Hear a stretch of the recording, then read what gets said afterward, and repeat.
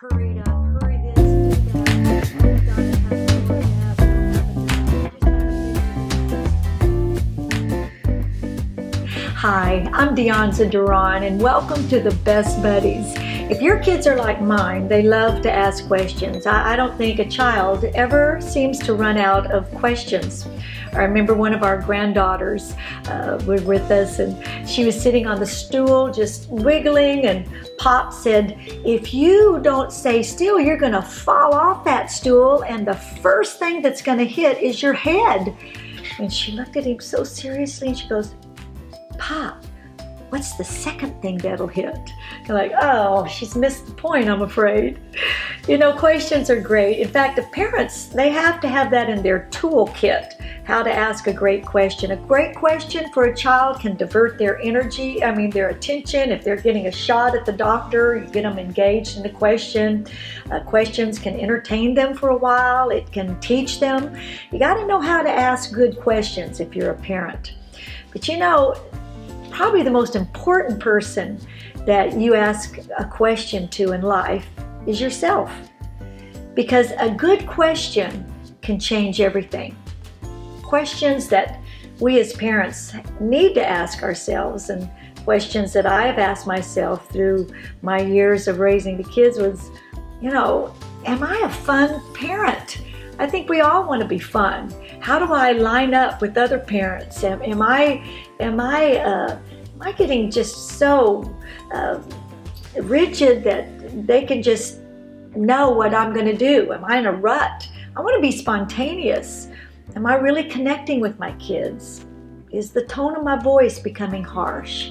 Am I talking too much and not listening enough?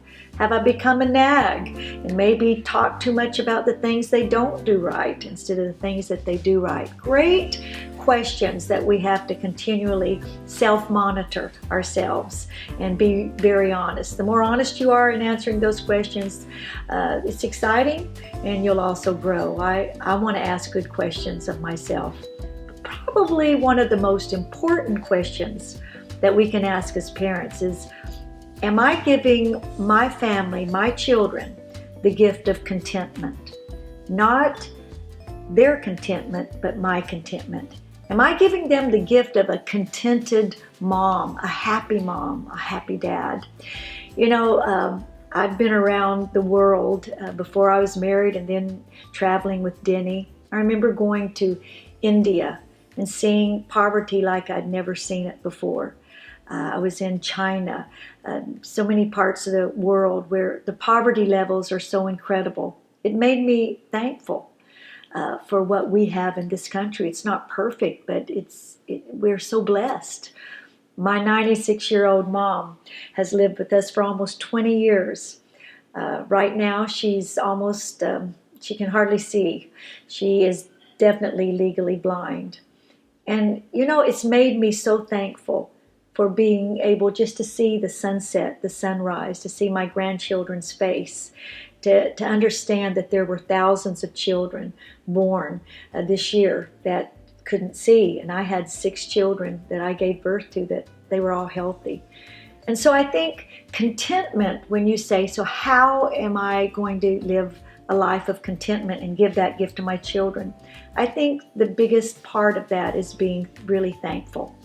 And I know that some years ago, an incredible young man came into our lives. Now, you know that I've given birth to 6 children, but we have 7 children.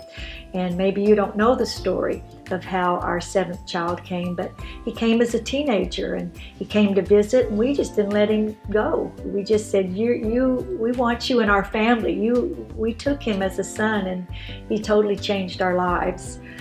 But his story changed our lives.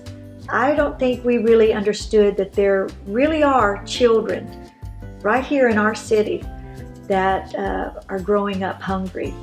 Because you see, that was part of his story. He grew up hungry. There were days that he didn't have one meal, much less 3, or snack all day long. And it gave me a new awareness and a new gratitude for so many things that we take for granted. And I'm so thankful for that, because it's played a huge part in my ability to live happy and to be contented, understanding that I am blessed.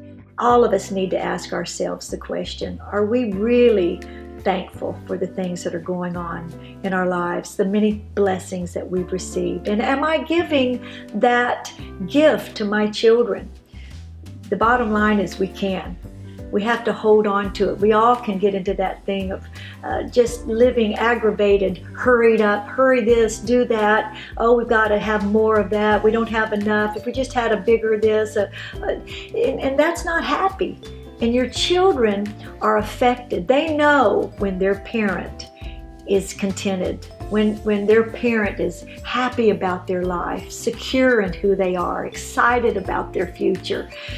The gift of contentment is very real. It's very precious. And it'll be a security for your child's future. And I want to give that to my children. I know you do too. Don't give up. You can do this. Let's talk again later. Bye-bye.